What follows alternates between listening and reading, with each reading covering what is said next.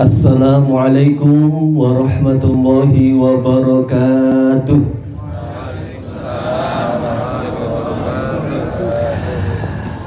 Alhamdulillah, alhamdulillahilladzi arsala rasulahu bil huda wa dinil haqq liyudhhirahu 'ala dini kullihi wa kafa billahi shahida. Asyhadu an la ilaha illallah wahdahu la syarika lahu wa asyhadu anna Muhammadan 'abduhu wa rasuluh la nabiyya wa la rasula ba'dah. Allahumma shalli wa sallim ala nabiyyina Muhammad wa ala alihi wa ashabihi wa man tabi'ahum bi ihsanin ila yaumiddin. Allahumma la sahla illa ma ja'altahu sahla wa anta taj'alul hazna idza syi'ta sahla. Amma ba'du, Bapak Ibu jamaah kajian Sabtu pagi yang dimuliakan Allah. Alhamdulillah pagi hari ini Allah Subhanahu wa taala mudahkan kita hadir kembali di majelis ilmu. Semoga hadirnya kita pagi hari ini mendapatkan keberkahan berlimpah dari Allah Subhanahu wa taala. Ilmu yang didapat, ilmu yang manfaat, ilmu yang menghantarkan kita kepada ketakwaan kepada Allah Subhanahu wa taala.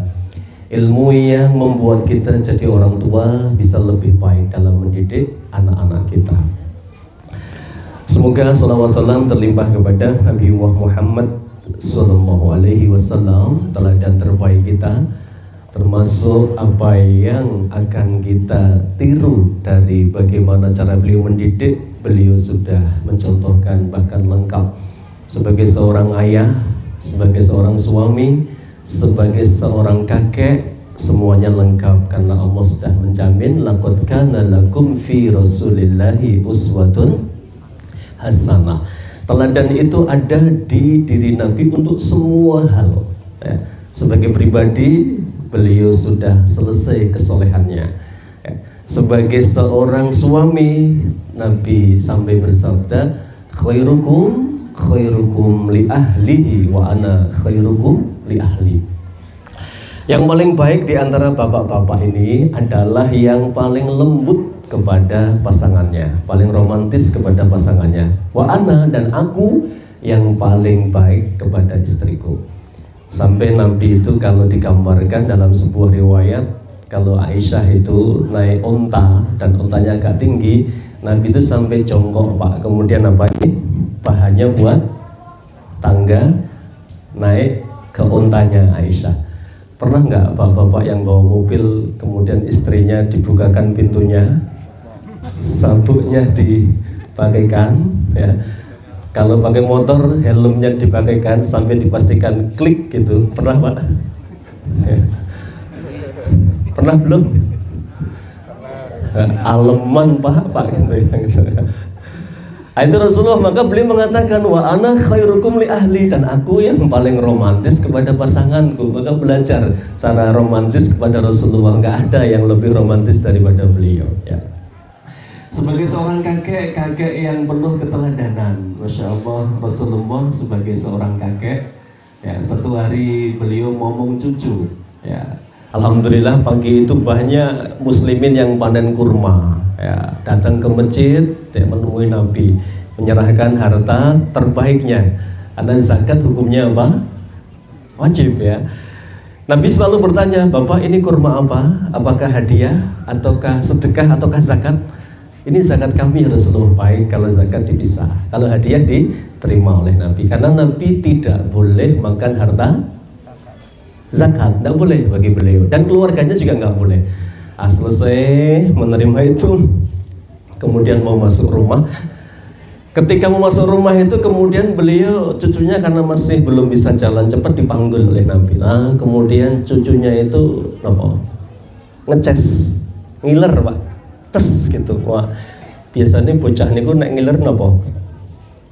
Ngemut sesuatu ya, ngemut sesuatu. Nah, Nabi itu curiga, kyo jojo putuku ngemut kurma zakat itu maksudnya Pak. Akhirnya benar diangkat sama Nabi, dilihat di mulutnya itu ternyata ada kurmanya itu. Kemudian langsung diambil oleh Rasulullah. Anak itu nggak mau sampai dibuka mulutnya, diambil dengan tangan kanannya. Kemudian Rasulullah bersabda kepada anak kecil belum 2 tahun itu, Alam ta'lam, tidak tahukah nak kamu bahwa keluarga kita haram makan harta zakat? Ya. Kemudian beliau bersabda, ayyuma lahmin nabatan min sukhtin fannaru aula bih, daging manapun yang tumbuh dari harta yang haram kelak akan dibakar oleh api neraka. Itu kira-kira kayak kita, putu kita itu, kemudian ada apa namanya di kebun, ada pohon apa ini Pak? Mangga, dibalangi do jiglok gitu, kita berani nggak mengatakan nak haram itu? Ya. Atau malah luweh jenenge bocah itu ya.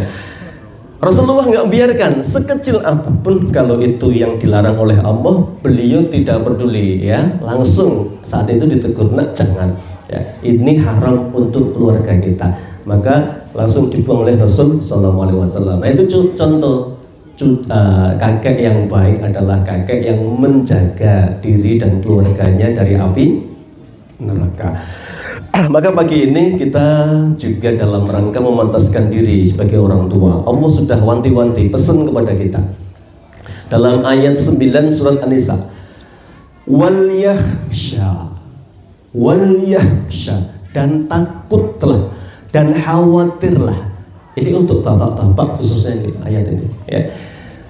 Wal yahshal ladina law taraku min khalfihim dzurriyyatan dhi'afan khafu 'alaihim.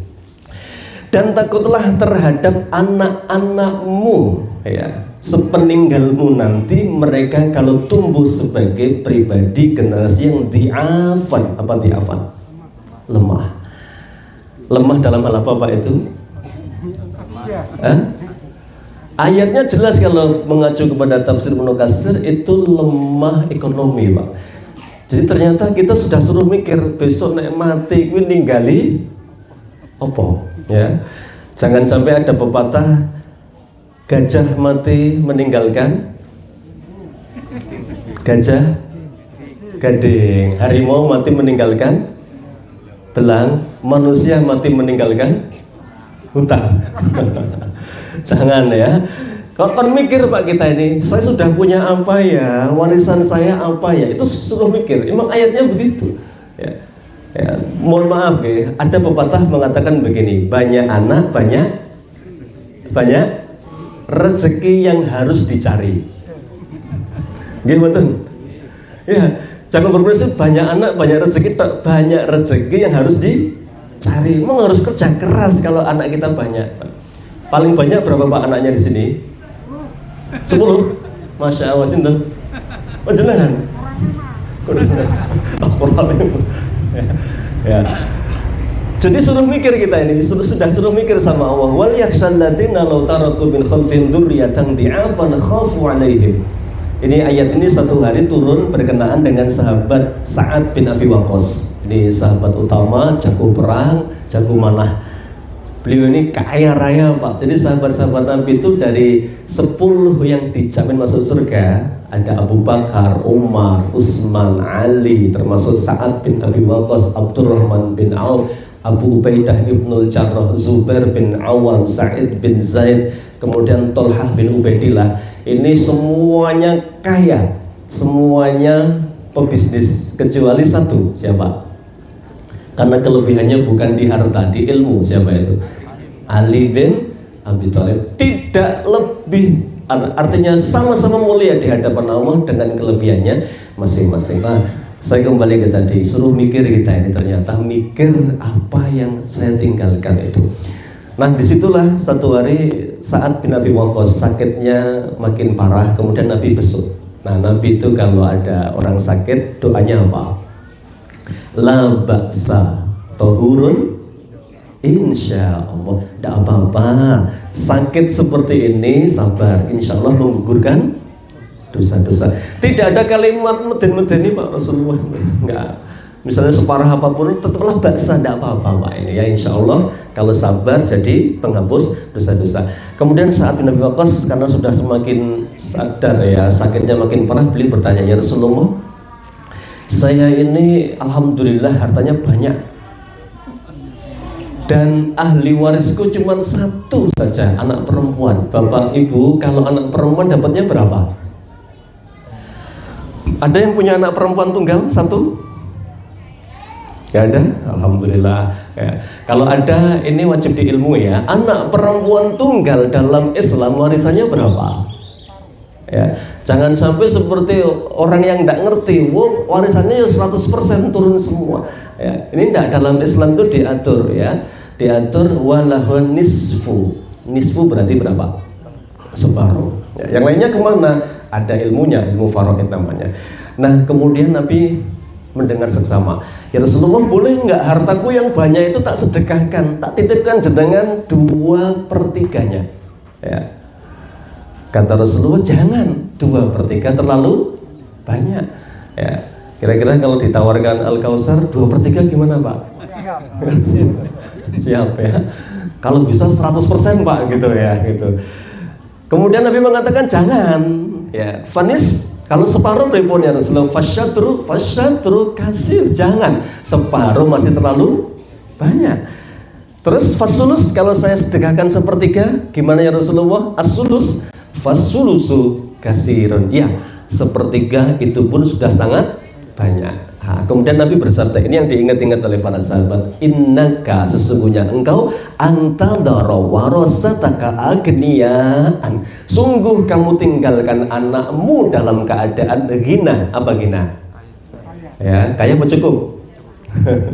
Ya, dalam keadaan tercukupi atau kaya atau mampu, khairun, lebih baik daripada kamu tinggalkan dalam keadaan alatan. Alah itu kekurangan, miskin, yatakaffafun nas, hidupnya jadi beban orang lain. Nah, berarti wong Islam kudu sugih napa Pak? Sugih sehat. Ya. Wong Islam berarti kudu napa Bu? Kalau bisa harus cukup apanya? Peninggalannya. Suruh mikir memang ya ini.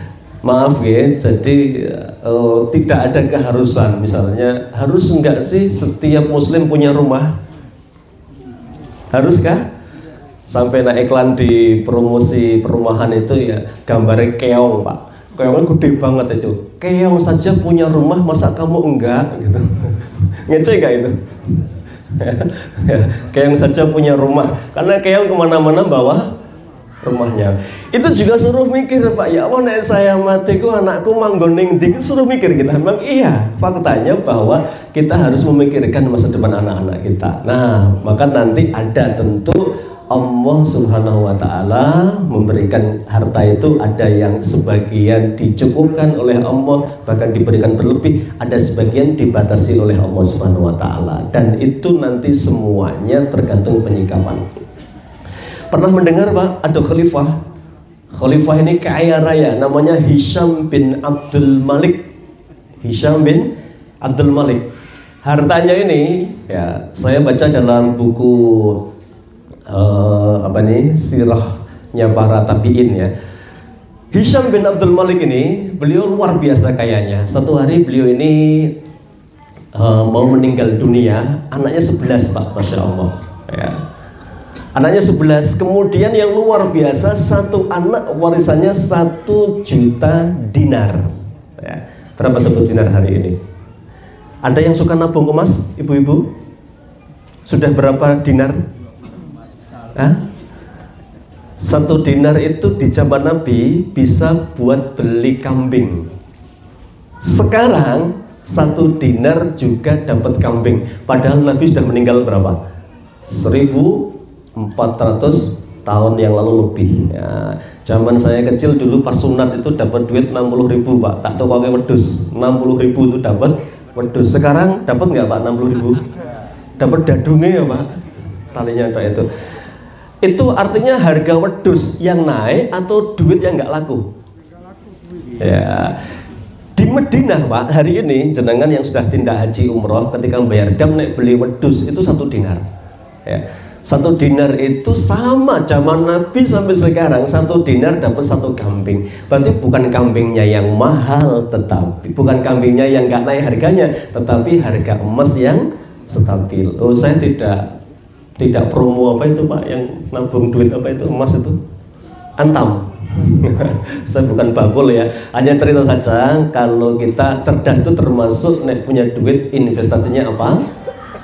emas ya. Kalau ada Pak, nggak ada ya nggak usah dipaksakan. Nanti ada contoh hiburan bagi kita ya, bagi yang duitnya sidik dihibur sama Nabi nanti ya, ada hiburannya ya. Kembali ke tadi ya, maka hal yang menarik adalah ternyata warisan kelemahan yang pertama yang dinyatakan oleh Al-Quran itu ternyata asbab nuzul adalah lemah ekonomi. Memang betul, jadi orang tua harus kerja keras ya, mencukupi kebutuhan rumah tangga kita masing-masing. Ini soal umum, artinya kelemahan dalam bab ekonomi. Tapi ada tadi setelah Hisham bin Abdul Malik, satu anak 1 juta dinar. Itu kalikan saja 1 juta kalikan mungkin sekarang 3.500.000. Banyak banget lah pokoknya ya. Kemudian khalifah penggantinya namanya Umar bin Abdul Aziz. Sama anaknya berapa? 11 Pak. Masya Allah. Zaman dulu 11 itu biasa ya Pak. Oke koncone gitu. Nah sekarang 11 itu harus disenani sama Dukcapil. Pak, ini apa namanya, saya disenani kemarin ya, ditegur ya. Pak, ini apa namanya, kolom kakaknya sudah penuh loh Pak. Sudah penuh ya.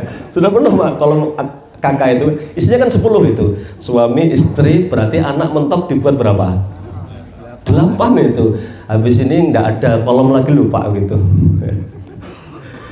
Hisham bin Abdul Malik anaknya 11, warisannya masing-masing 1 juta dinar ya. Yang sebaliknya Khalifah Umar bin Abdul Aziz sama, anaknya 11, tapi 11 anak itu hanya ditinggali 9 dinar dibagi 11 anak. Masya Allah, selisihnya baina sama wasumur minyak ya, antara langit dan bumi tadi. Yang cerita siapa? Yang cerita nanti adalah menterinya, Perdana Menteri yang hidup di beberapa generasi panjang umur ini. Karena Khalifah Umar bin Abdul Aziz itu pendek banget, usianya cuma berapa? 2,5 tahun jadi khalifah. Kemudian Umar bin Abdul Aziz ketika warisannya cuma 1 anak, nggak sampai 1 dinar dapatnya Pak. Itu penasihatnya mengatakan, Khalifah minta izin, semua putra jenengan tak openi saya nggak tegel di zaman seperti ini warisan jenengan cuma segitu ya. Umar bin Abdul Aziz langsung minta dibangunkan, didudukkan, dan beliau berkata begini, sungguh apa yang bisa aku tinggalkan adalah itu, karena ketika saya sudah dapat amanah sebagai khalifah, saya sudah tidak sempat ngurusi ekonomi saya. Dulunya orang kaya Pak, ini dilantik, badannya gede, dubur gagah, jadi khalifah 2,5 tahun, meninggal badannya entek, rambutnya rontok. Wah, ini kualik khalifah hari ini ya. Ya, dilantik kuru, ya, selesai masa jabatan lemu ya. Khalifah Umar bin Abdul Aziz itu, tapi demi Allah saya sudah ajarkan dan tinggalkan untuk mereka hal-hal yang baik. Iman yang pertama, dididik dengan pendidikan agama yang luar biasa. Kemudian yang kedua, karakter-karakter yang baik. Semoga 2 hal ini yang membimbing anak-anakku menjadi pribadi-pribadi yang bertakwa, mandiri, tidak jadi beban orang lain. Kemudian yang cerita ini, Perdana Menterinya, dia cerita, demi Allah saya menyaksikan sendiri, putra Khalifah Hisham bin Abdul Malik yang 11 itu kelak menjadi pengemis di pasar-pasar kota Syam. Padahal bondone pinten Pak mau? 1 juta dinar ya. Sementara putra Khalifah Umar bin Abdul Aziz yang 1 anaknya nggak sampai 1 dinar warisannya. Saya melihat dengan mata kepala sendiri ketika dewasanya mereka menjadi orang-orang yang kaya raya, bahkan dermawan luar biasa. 1 peperangan dia menyumbang 100 ekor kuda perang terbaik di zamannya. Masya Allah. Apa yang membedakan, kata para ulama? Yang membedakan 1, keberkahannya. Ini kisah hiburan Pak bagi saya yang warisannya sidik ya. Lain senengan hartanya banyak ya, kayak Hisham bin Abdul Malik, duitnya oke, anaknya soleh. Nah ini amin, Allahumma amin ya. Jadi jangan putus asa. Rasulullah kecilnya kaya atau miskin? Rasulullah, Bapak Ibu, Muhammad miskin ya. Ada cerita di buku Sirah Nabawiyah, itu cerita itu bermula dari ketika keluarga kecil berangkat dari kampung namanya Bani Sa'ad. Keluarga ini namanya ibunya adalah Halimah As-Sa'diyah. Berangkat Pak Ibu rombongan dari kampung. Pekerjaan hari itu sebagai sambilan kalau pas punya bayi adalah nyusui anak-anak orang kaya di kota. Maka berangkat ke kota Mekah itu. Rombongan Pak, beberapa puluh keluarga itu. Masya Allah, hari itu semua sampai Mekah dan semua sudah dapat bayi kecuali satu keluarga. Keluarga siapa? Halimah As-Sa'diyah. Rebukan sama suami ini, Mas piye iki balik isin no orang gowo bayi. Bayinya tinggal satu, itu bayi yatim. Kita nek ngopeni anak itu nggak bakal dibayar. Ya, Halimah akhirnya wis mesake timbang balik isin ranggo bayi, akhirnya diambil itu. Masya Allah, dalam ini di buku Syekh As-Solabi, detail banget kisahnya, Sirah Nabawiyah karangan Syekh Muhammad As-Solabi. Akhirnya bayi itu diopeni, ya Masya Allah, keberkahan demi keberkahan. Nanti Halimah As-Sa'diyah ini yang berhari-hari nggak bisa tidur karena anaknya rewel terus Pak, air susunya nggak keluar kan, ya karena beliau kurang makan. Itu tiba-tiba nuwun sewu ya, ketika Muhammad netek itu baru nyedot tuh langsung nuwun sewu, air susunya langsung apa? Berlimpah, jadi gede Pak itu ya. Kemudian malam itu Masya Allah bayinya Halimah tidur dengan nyenyak, Muhammad juga nyenyak. Berangkatlah pulang pagi harinya ke Bani Sa'ad. Halimah itu berangkatnya naik keledai Pak, terus tuwek. Keledai itu apa ya? Lebih kecil dari kuda. Ya tekul naik motor, sekarang berarti motor apa Pak? Supra JKPN ya, mungkin di bawah Supra kalau masih ada ya, tua gitu Pak. Berangkatnya carry itu, begitu pulangnya tuh semerantang Pak, itu donggumun. Ki sampean dopeng opo iki gitu ya, keledainya itu. Lah ini keberkahan bayi ini. Jadi Masya Allah, itu baru sebentar ngopeni, belum nanti sampai rumahnya.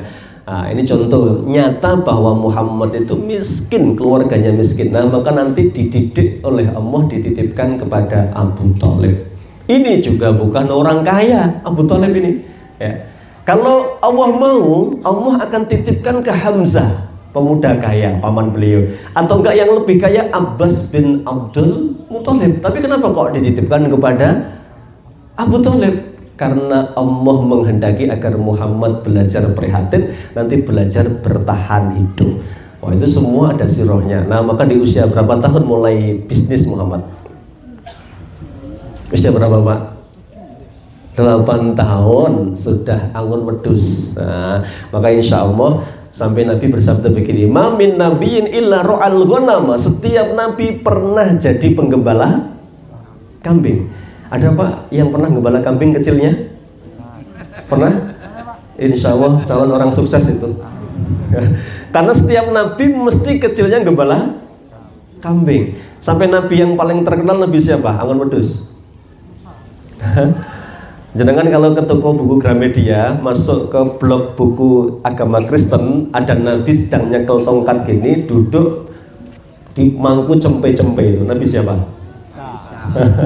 Nabi Isa. Maka cempe-cempe itu domba-domba yang sesat itu. Wah, beliau ingin itu ya. Itu contoh nyata bahwa setiap Nabi jadi penggembala kambing sampai terakhir Muhammad SAW.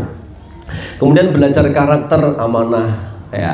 Itu amanah luar biasa Pak, karena di padang pasir zaman dulu, andaikan Muhammad mau saja itu, kan berapa kali diuji itu, dia sampai usia 12 tahun itu bawanya 150 ekor kambing. Andaikan dia ngaku hilang satu diterkam serigala, hari itu logis banget. Tapi Muhammad tidak pernah mau. Ini belajar apa? Siddiq, amanah.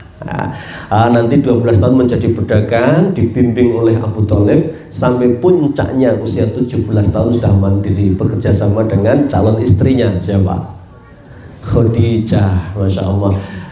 Jadi siddiq, amanah, tabligh, fatonah, itu yang merubah Muhammad dari yatim tidak punya apa-apa kelak menjadi pengusaha paling besar di kota Mekah. Nah, ini yang dimaksud bahwa peninggalan harta saja itu tidak cukup, harus ditinggali karakter kepribadian yang baik. Itu yang ya, ini hiburannya ya Pak bagi yang duitnya sedikit ya. Jadi jangan wis duitnya sidik orang duit bekal karakter itu. Wah, itu jadinya nanti beban bagi orang lain. Itu yang pertama, jangan sampai lemah ekonomi. Maka banyak bersyukur kita yang sudah diberikan oleh Allah kemampuan mengatur keuangan ya, karena nanti meninggalnya kita harapannya anak-anak tidak jadi beban siapapun. Yang kedua, jangan sampai lemah secara apa? Akidah. Akidah ini. Di saat Nabi Muhammad menjadi seorang, sebelum menjadi Rasul, beliau jadi Nabi usia berapa? 40 ya. Ketika itu Mekah itu Masya Allah Pak, Mekah itu rusak di semua dimensinya, akhlaknya bejat luar biasa. Maka ada judul buku Jahiliyatul Ma'asir ya. Kira-kira jahiliyah di zaman Nabi dengan jahiliyah hari ini parah mana Pak? Hah? Parah mana? Jahiliyah rusaknya zaman Nabi itu rusak zaman sekarang ya. Zaman Nabi wah itu, zaman Nabi parah banget itu. Misalnya maaf ya, di Mekah ketika itu ada rumah-rumah bordil. Bordil apa bordil Pak yang maksiat itu? Bordil ya. Ya, nah bordil ini ya Pak, baju ya. Ada rumah pelacur lah pokoknya. Itu nggak apa namanya, nggak di komplek tertentu, wah di tengah kampung itu cuma cukup pasang apa? Tanda bendera. Nah itu sering sekali sahabat itu Masya Allah naudzubillah ya, itu gantian sama bapaknya, mangkate bareng Pak, zina dengan seorang perempuan gantian sama bapaknya.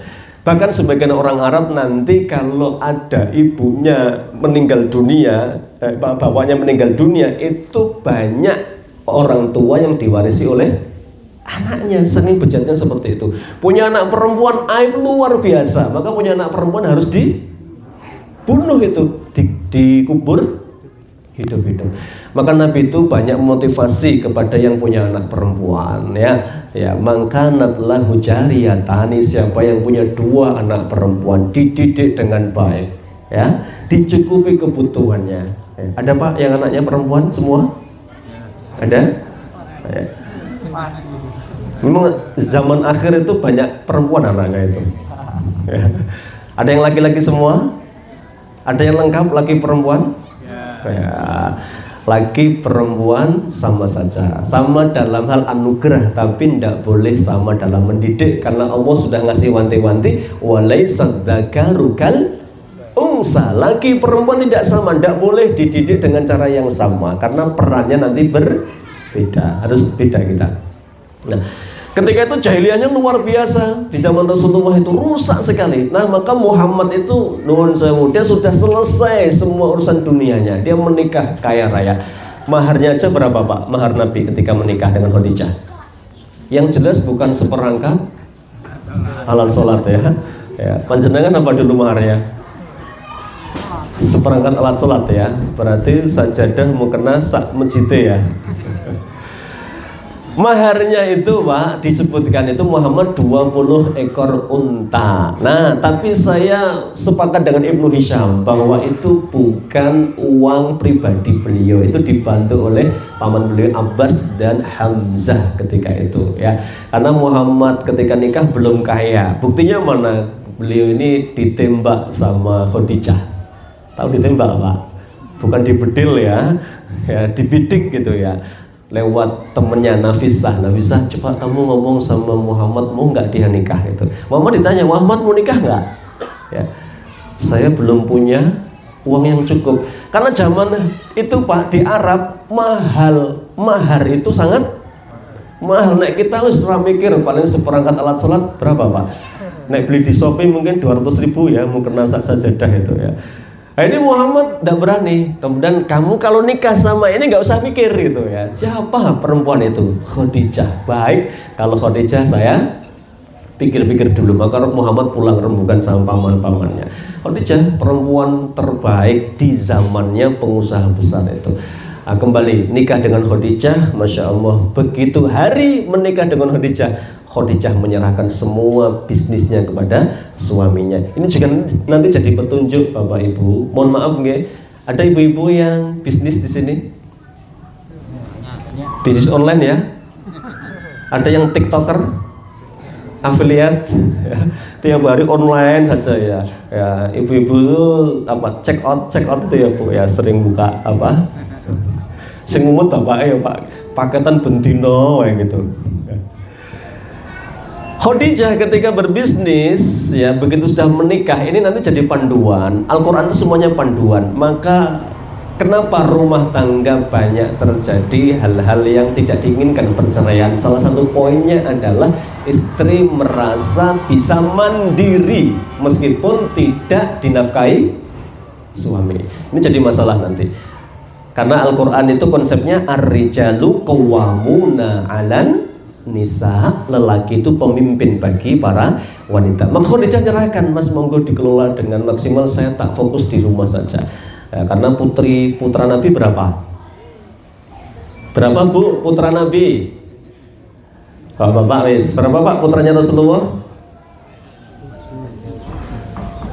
Putranya 3, putrinya 4. Nah, ini Masya Allah ya, menuntut untuk dididik dengan maksimal. Maka diserahkan kepada Rasul Muhammad. Masya Allah, bisnisnya berkembang pesat luar biasa di tangan Muhammad. Sebelum jadi Rasul kita panggil Muhammad, tidak jangkar insya Allah ya.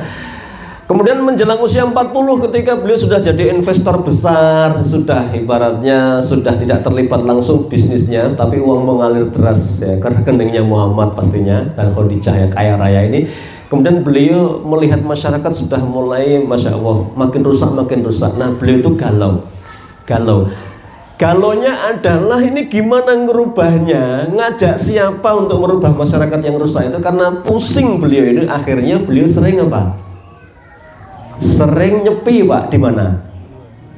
Di Gua Hira. Akhirnya menyepi Pak. Karena Gua Hira itu yang pernah tindak ke Gua Hira, tempatnya tinggi, itu bisa menikmati ya Jazirah Arab, Mekah terutama dari ketinggian ya. Muhammad melihat rusaknya malam, Masya Allah kemaksiatan. Dulu mereka ini kalau tawaf di Ka'bah itu uryanan, apa uryanan? Telanjang Pak, kalau laki-lakinya telanjang, siang hari itu biasa itu ya.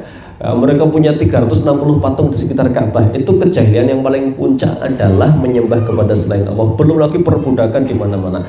Merubahnya bingung ya, dari mana mulainya, sampai Allah satu hari mengutus utusannya malaikat Jibril alaihissalam, kemudian menemui Muhammad dan mengatakan Iqra. Apa artinya? Iqra, bacalah. Jadi panduan pertama dari Allah untuk merubah masyarakat yang rusak seperti itu adalah dengan Al-Quran. Dimulai dari Iqra, baca. Ayo ibu-ibu, sudah baca Quran pagi ini? Belum? Ya bapak-bapak? Rahasia tapi itu ya. Tawantuk ini ya. Iqra, bacalah. Surat pertama yang turun namanya Al-Alaq. Nanti surat terakhir yang turun namanya An-Nasr. Apa An-Nasr? Idza jaa nasrullahi wal fath. Jadi dimulai dari membaca, diakhiri dengan kemenangan ya. Itu Allah tidak pernah salah menempatkan. Jadi dimulai dari Al-Alaq, ditutup dengan An-Nasr. Itu hari itu manusia berbondong-bondong masuk Islam. Setan menangis hari itu, kata Rasulullah, inna syaitana, setan sudah putus asa, jangan-jangan gak disembah lagi, karena semua orang masuk Islam ketika itu. Kejahilian sirna, hilang total, nggak ada kemaksiatan. Yang terakhir diberantas adalah yang hari ini paling susah diberantas. Apa itu? Ya? Apa larangan terakhir dalam Islam? Ya, yang semua orang suka, namanya bunga. Nah, dalam Islam namanya riba. Riba itu terakhir Pak dibahas, diharamkan. Kenapa? Karena manusia itu sama di zaman itu berat sekali untuk mengharamkan riba itu, karena riba sudah menggurita, beranak pinak. Hari ini kan begitu, jenengan masuk ke ATM sudah ada promonya Pak. Ayo depositokan duit Anda tinggal tengok-tengok duit beranak pinak masuk ke rekening. Itu riba diharamkan terakhir. Itu penyakit masyarakat yang paling susah hari ini, begitu ya Pak. Penyakit yang paling berat apa? Ada dua penyakit masyarakat di zaman akhir, kata Nabi, idza dhahara zina. Yang pertama ketika zina sudah merajalela. Jadi hari ini Masya Allah, kalau ada penelitian demi penelitian yang membuat kita sedih mencengangkan adalah sudah mulai makin zaman makin jauh dari Islam ini, maka generasi semakin rusak. Termasuk, mohon maaf, zina sudah dianggap biasa. Hamil di luar nikah bukan aib hari ini. Ya, orang walimah biasa. Zaman dulu, mohon maaf ya Pak, saya pernah punya tetangga, anaknya hamil duluan itu mantu nggak berani Pak. Mengundang tonggo-tonggo kiwa tengen itu tasyakuran kecil-kecilan karena rumongso itu aib besar. Hari ini biasa, bulan Januari walimahan, bulan Maret akekawan. Ya, ini sudah kayak biasa, kayak tren itu ya. Itu zina. Yang kedua riba. Riba, Masya Allah, itu riba disabdakan Nabi itu maksiat yang paling dominan di zaman akhir adalah riba nanti. Ya, ya. Anda butuh uang cash, jaminkan apa Pak itu? BPKB 5 menit. Hari ini nggak usah BPKB, pinjol itu pakai apa cukup? KTP, crack gitu. Ada korban pinjol di sini? Tidak ada ya. Itu maksiat penyakit pekat di masyarakat jahiliyah yang hilang semuanya di zaman Nabi Sallallahu Alaihi Wasallam dengan bantuan petunjuk dari Allah dengan Al-Quran. Nah, maka berarti setiap kita wajib yakin perubahan itu semuanya dimulai dari Al-Quran. Yang pertama dari apa? Iqra, baca. Nah, maka interaksi kita dengan Al-Quran ditentukan yang pertama membaca Pak. Al-Quran itu memang diturunkan oleh Allah, disebutkan Dzalikal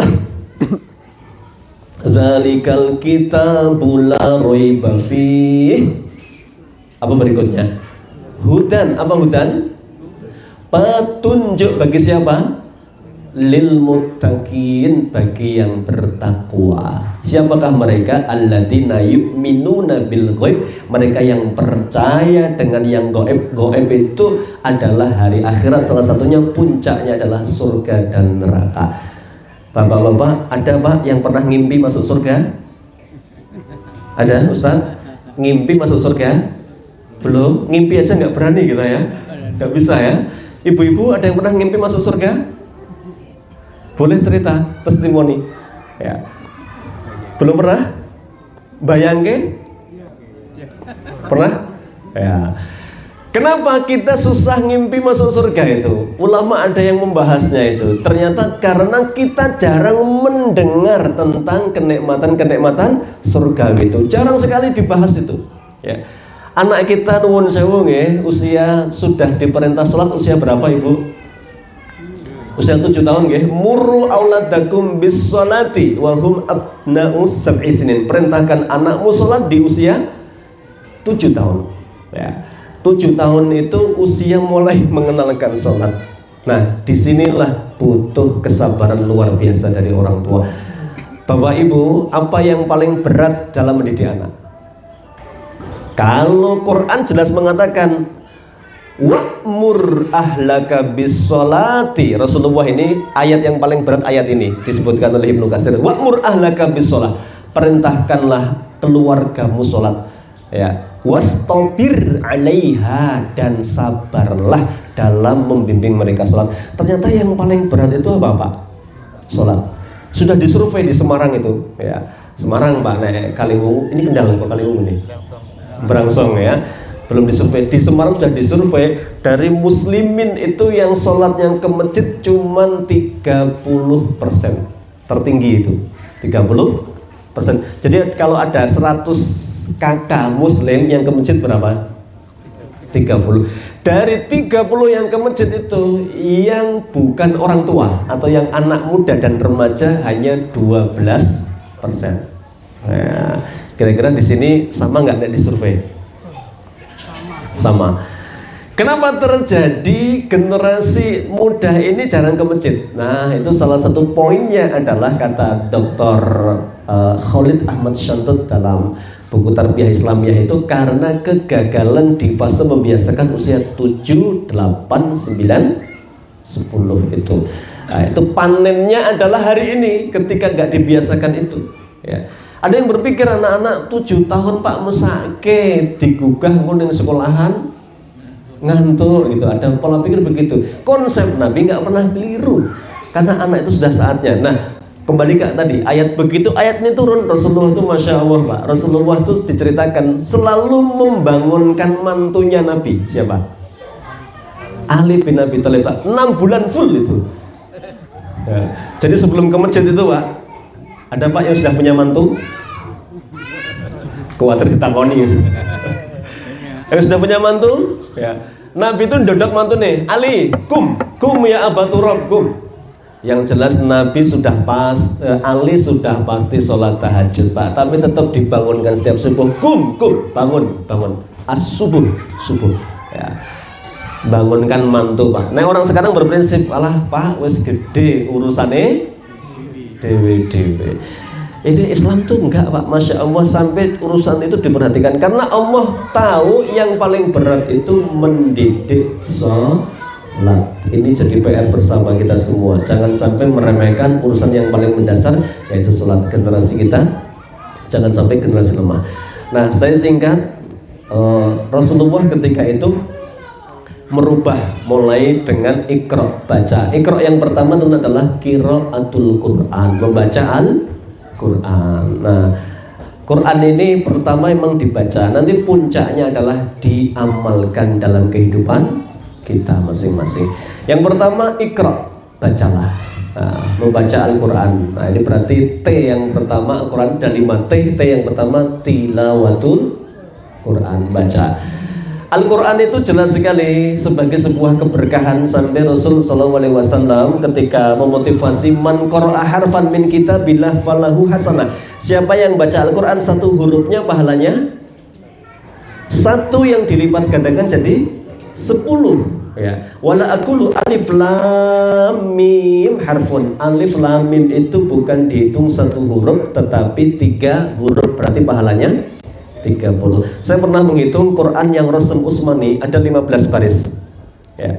Satu baris ada yang 25, 30 ayat tergantung panjang pendeknya. Taruhlah kita buat 30 ayat. 30 kali 15 berapa?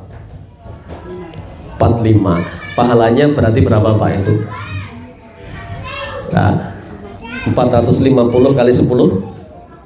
Baca 1 halaman saja sudah 4.500 pahala, masya Allah. Ya ini kalau sampai muslimin kok tidak bisa baca Al-Quran, Nabi Sallallahu Alaihi Wasallam mengumpamakan ini seperti buah kurma, ya rasanya manis tapi tidak ada baunya. Nah, yang rajin baca Quran seperti roehanah, rasanya manis, baunya wangi, harum, menyegarkan. Nah, ini perumpamaan muslim yang baca Quran dan yang tidak membaca Al-Quran. Nah, maka pertama adalah T, tilawatul Quran. Yang kedua, Al-Quran akan menjadi manfaat manakala kita tadabbur. Yang kedua, maaf, T, tahfidz. Apa tahfidz? Dihafalkan. Coba ibu-ibu yang paling seneng biasanya tunjuk jari.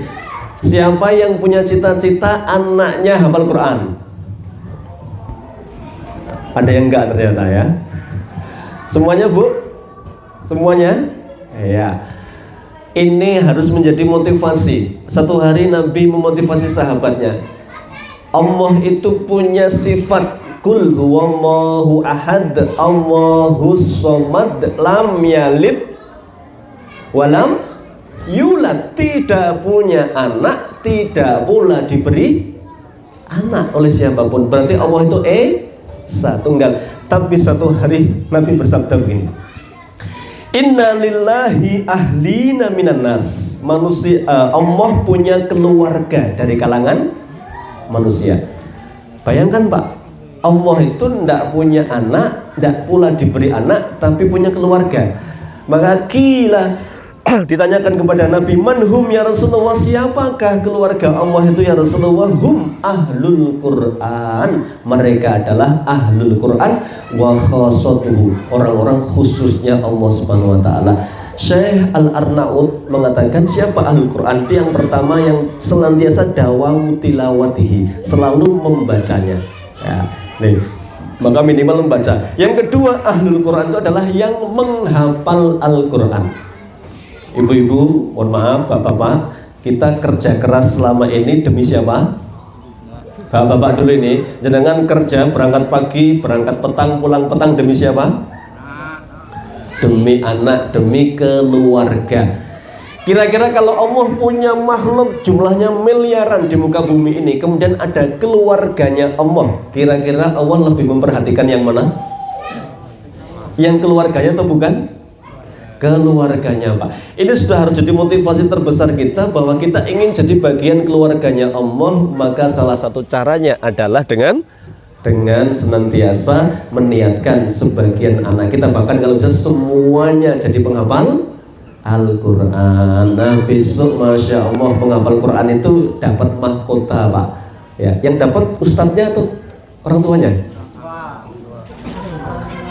Padahal yang kerja keras ustadznya. Ya. Ustadznya dapat pahalanya, Pak. Ustadz ya. Ya, karena setiap huruf yang diajarkan mengalirkan pahala jariah insya Allah ya. Adapun orang tuanya dapat mahkota, itu sebagai kebanggaan kelak, dibanggakan di hadapan penghuni surga yang lain. Itu T yang kedua adalah tahfidzul Quran. Jadi Masya Allah saya sudah pernah membahas di sini kenapa sih Quran harus dihafal. Ternyata itu merubah banyak sekali hal-hal baik. Kecerdasannya meningkat luar biasa, emosinya stabil ya. Belum pernah kan Pak ada penghafal Quran bunuh diri, stres ya, kemudian gantung, nggak ada. Yang gantung itu yang pinjol-pinjol itu biasanya ya. Di Semarang kemarin gantung beberapa orang ya, gara-gara pinjaman online. Penghafal Quran stabil emosinya, kemudian juga sama, birrul walidaynya luar biasa, wa barrum bi walidayhi wa lam yakun jabbaran asiya ya, hatinya lembut bakti kepada orang tua. Nah nanti kok kalau ada bapak-bapak merasakan ini, anakku ki mondok neng hafal Quran tapi kok karo wong tua wani, ada? Nek ada itu ada yang salah, berarti harusnya enggak, harusnya lembut. Allah pertama kali memanggil Yahya, ya Yahya, satu-satunya manusia. Rasulullah bersabda, semua manusia menghadap Allah punya dosa, kecuali punya salah, maaf bukan punya dosa ya, punya salah kecuali satu hamba. Siapa itu? Pak, siapa Ustaz? Semua orang punya salah kecuali satu menghadap Allah, hanya satu, ya. Nabi Yahya itu nggak punya salah ya. Kalau nabi yang lain punya dosa tapi sudah diampuni. Rasulullah punya kesalahan diampuni yang lalu dan yang akan datang. Yahya yang tidak punya kesalahan sama sekali.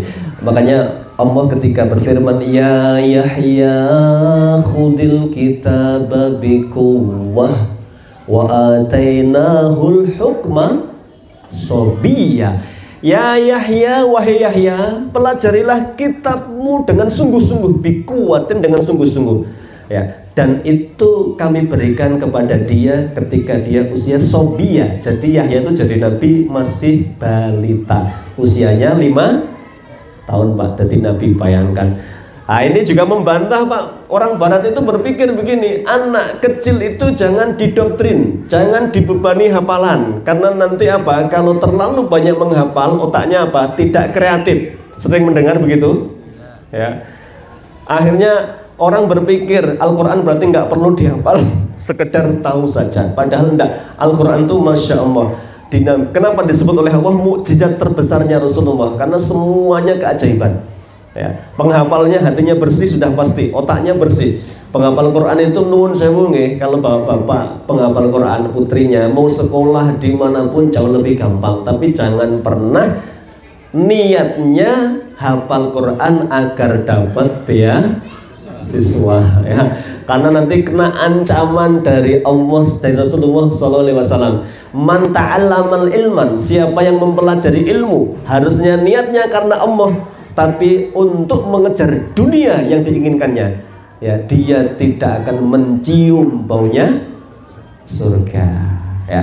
Jadi kalaupun hafal ini sebagai wasilah untuk memudahkan urusannya ya. Ini meluruskan niat itu jauh lebih penting daripada mendapatkan keburukan karena salah niatnya tadi.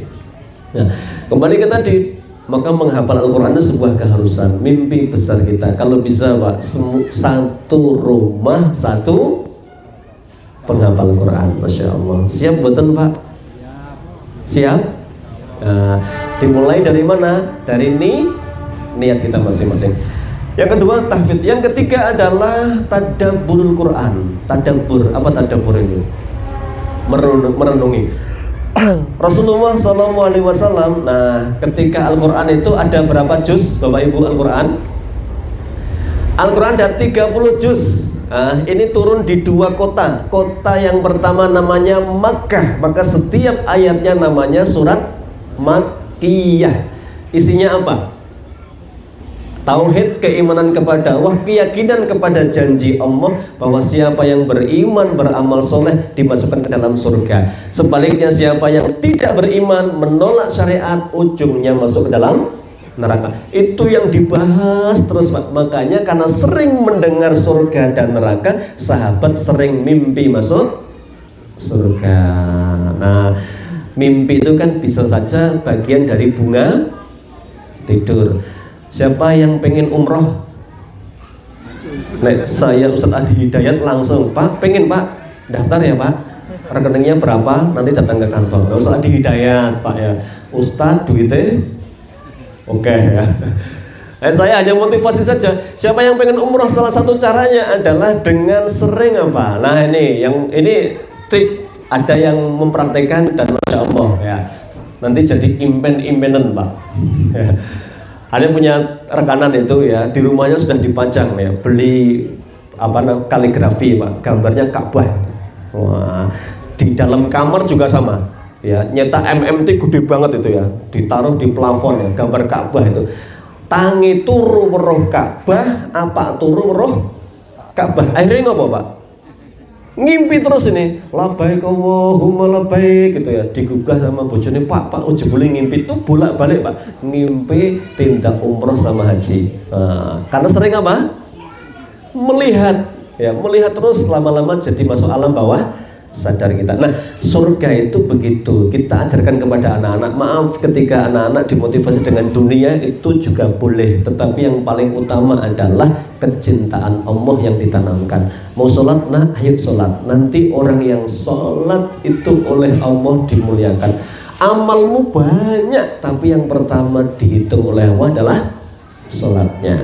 Apalagi siapa yang sholat subuh ya, berjamaah ya, kemudian dia zikir kepada Allah, kemudian sampai matahari terbit, kemudian sholat 2 rakaat, itu pahalanya seperti haji dan umroh. Dan pahalanya haji itu tidak lain adalah jannah, surga ya. Nah, tadabbur ini bagaimana caranya? Nah, panjenengan yang bisa baca tafsir, bacalah yang bahasa Arab, yang alumni pesantren, tadabburnya dengan tafsir-tafsir yang mu'tabar. Yang tidak bisa baca Quran terjemah, ada yang punya Quran terjemah di rumah? Ada yang pernah hatam? Pernah hatam Quran terjemah? Belum pernah? Padahal Masya Allah, panduan itu di Quran, kalau kita tidak pernah paham apa yang dibaca, itu seperti, mohon maaf bapak-bapak tindak Semarang ya, deket Polda itu ada tulisan gede banget itu, lambang gini, rambu-rambu lalu lintas, tulisannya S sama P dicoret seret, itu artinya apa? Dikongkon parkir kan, langsung parkir di bawahnya. Wow, itu karena nggak paham, padahal itu dilarang parkir. Kenapa? Kok salah paham? Tidak paham artinya. Al-Quran juga begitu, hanya menjadi sebuah bacaan saja terkadang belum bisa merubah. Kenapa? Karena tidak dipahami dengan baik ya. Contoh, saya mau ngambil yang gampang, misalnya ayat tentang mendidik anak di surat Yusuf. Surat Yusuf itu surat yang paling bagus kata Allah, nahnu nakussu 'alaika ahsanal qasasi. Aku ceritakan kepadamu kisah yang terbaik ya. Nabi Yusuf punya bapak namanya siapa? Yakub. Punya putra berapa? 12. Saudaranya yang 10 itu iri. Sampai kenapa Yusuf dibuang ke sumur? Itu menarik itu. Syekh Jamil Zainu sudah membahas kenapa Yusuf dibuang ke sumur. Ya, yang buang itu merasa, Pak, merasa bapaknya yang namanya Yakub itu pilih kasih. Itu petaka pertama Nabi Yusuf alaihissalam adalah ayah yang pilih kasih. Meskipun Nabi ketika ada hal yang perlu diambil hikmah pelajarannya, para ulama membolehkan ya untuk mengambil hikmah pelajarannya. Apa mereka mengatakan? Inna abana lafi dholalim mubin. Bapak itu jelas keliru. Bapak sudah pilih kasih. Akhirnya rembukan pak saudaranya itu. Ya, piye carane biar bapak nggak pilih kasih? Ada yang ekstrim usulnya. Uqtulu Yusuf. Kalau begitu Yusuf dibunuh saja. Wah, ada yang masih waras. Ojo mesake mosok di pateni. Terus gimana? Buang saja ke dasar sumur. Nah, terus nanti kita alibi kepada bapak. Pokoknya besok kita punya rencana. Bener pak, pagi malam itu rapat gimana nyingkirkan Yusuf ya. Ini masya Allah rapat kok nggo mateni sedulur, ini kan rapat bejat namanya ini ya. Itu karena mereka menyatakan dalam Al-Quran itu mereka sakit hati dibedakan sama ayahnya itu. Nah ini pelajarannya nanti salah satunya bu, bapak itu kebiasaan wong kuno itu kadang kurang pas. Mohon maaf wong kuno itu ya, saya beruntung anak barep ya. Adik saya itu melas ya, bajunya jarang baru, lungsuran terus itu. Ini sudah nggak zamannya kok adik melungsur masih terus ya. Ini jadi tidak baik gitu. Nah, kalaupun masih dipakai sesekali dua kali, tapi bukan jadi lungsuran terus ya. Itu contoh ya. Sama sebaliknya ketika adik kakak sering ada masalah, kemudian biasanya ibu-ibu ini kalau adiknya nangis, yang disalahkan siapa? Ya, tiba-tiba langsung ya, kamu tuh nakali adik terus, padahal kita nggak pernah tahu yang salah siapa. Kadang ada adik yang ngerebut mainan kakaknya, kakaknya kemudian marah. Nah, perasaan yang sering disalahkan itu yang menimbulkan apa? Kebencian. Itu contoh saja. Cara tadabbur itu adalah membaca kisah, mengambil hikmah. Ya, tadabbur. Berikutnya adalah tatbiqul Quran, mengamalkan Al-Quran. Nah, Al-Quran itu inna hadzal Quran yahdi lillati hiya aqwam. Al-Quran itu petunjuk ke jalan yang lurus. Nabi merubah masyarakat jahiliyah jadi baik berapa tahun pak? Ya, berapa periode? Ya, 23 tahun. Dari masyarakat yang rusak, bejat di semua halnya, menjadi masyarakat yang disebut oleh Allah khairu ummatin, umat yang terbaik. Masya Allah. Kenapa? Karena beliau mempraktekannya dan ada ilmunya ternyata secara bertahap. Kalau Al-Quran itu 23 tahun, itu para ulama membagi menjadi 3 tahap. Tahap yang pertama itu 8 tahun pertama itu adalah tahap perbaikan diri. Maka Rasulullah fokusnya adalah perbaikan diri. Nah, maka nanti ayat-ayat yang pertama itu tentang bagaimana membangun kesolehan ya. Sholat itu sudah diwajibkan dulu, namanya sholat malam. Nah, itu sudah diwajibkan sejak tahun pertama Nabi berdakwah. Ya ayyuhal muzammil qumil laila illa qalila. Nah, itu wajib pak. Maka pribadi-pribadi yang soleh itu adalah pribadi yang taat kepada Allah dengan sholat. Nah, termasuk tadi kenapa diperintahkan sholat sejak usia 7 tahun. Ulama sudah membahas karena nanti anak kita balik yang laki-laki usia berapa pak? 15 tahun ya. 15 kurangi 7 angkanya adalah 8. Ini mohon maaf bukan otak adik gadok, tapi ini ulama yang menulis, Syekh Dr. Abdul Majid Hilli itu beliau meneliti kenapa Al-Quran 23 tahun itu ada beberapa fase, ada 3. Beliau mengatakan perbaikan pertama adalah perbaikan masing-masing pribadi ya. Jadi jangan harap negara akan jadi negara yang makmur, pemimpinnya pemimpin yang tidak korupsi, kalau urusan pribadi sholat saja dia belum beres ya. Ya, kalau dia belum beres itu. Jadi jangan berharap pemimpin tidak akan dolim kalau dia sholatnya aja belum selesai. Karena Nabi itu oleh Allah dianugerahi nanti baldatun thayyibatun wa rabbun ghafurun di Madinah itu setelah 8 tahun selesai urusan pribadi. Nah, sholat yang pertama. Nanti yang kedua perbaikan masyarakat. Ya. Maka nanti penyakit masyarakat itu hilang pertama dengan sholat. Karena Allah berjanji innas sholata tanha anil fasya wal munkar ya. Saya diceritai penting ini bukan untuk sebagai sebuah pembenaran ya. Saya punya teman yang kadang meruqyah ya. Satu hari dia punya pasien mbak ini kerjanya nggak jauh dari sini di apa Pak, pelacuran yang Mangkang itu apa itu perbatasan Mangkang Kendal tuh JBL ya. Apa JBL itu apa singkatannya Pak? Meh ngomong kuatir kulino ya. Pokoknya kerja di tempat itu jadi PK, pemandu karaoke gitu ya. Wah dia mau depresi cemas begitu ya, cemas itu. Kemudian diruqyah. Ditanya, Mbak, jenengan kerja di mana? Ya, jawab izin Pak. Kerja teng mriku lho, teng Mangkang niku. Ya. Dikira kerja ke pabrik, boten napa PK, ya, pemandu karaoke. Tidak disuruh keluar dari tempat kerja itu karena orang belum terbangun keyakinannya. Langkung aku mangan opo nek ora ning kono. Orang belum yakin. Hanya satu ditanya, salat mboten jenengan? Kula riyen nggih salat pas tasih cilik, sakniki pun mboten. Salat nggih, Mbak. Ping pinten Pak? Ping gangsal to salate Mbak. Dinyang Bu. Sepindah mawon pripun itu ya. Ya ora apa-apa.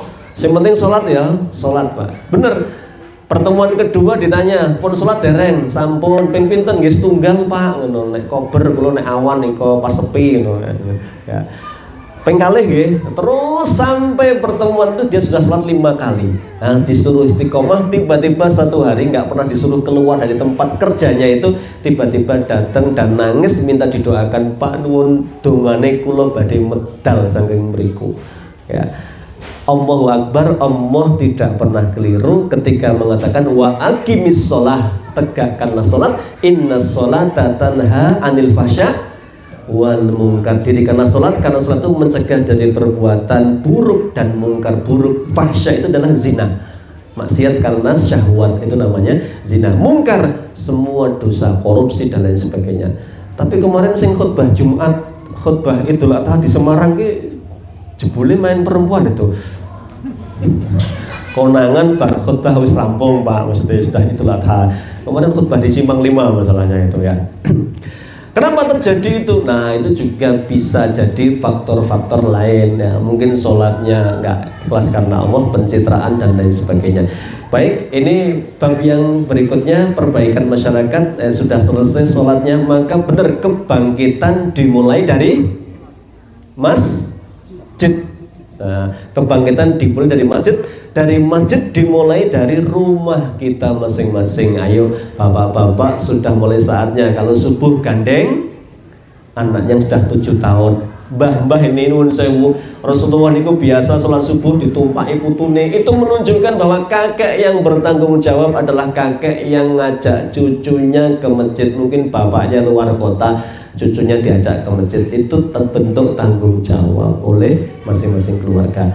Yang terakhir, Al-Quran interaksinya adalah ta'limul Quran, mengajarkan kepada orang lain. Khairukum man ta'allamal Quran wa 'allamahu. Sebaik-baik kalian adalah yang mempelajari Al-Quran dan mengajarkan kepada orang lain. Memang idealnya Pak, mengajar Quran itu satu, bacaannya bagus, hafalannya banyak, bahasa Arabnya oke, karena bisa baca tafsirnya, kemudian tadaburnya menarik, kemudian dia bisa mengamalkan untuk dirinya sendiri, baru mengajarkan. Itu idealnya.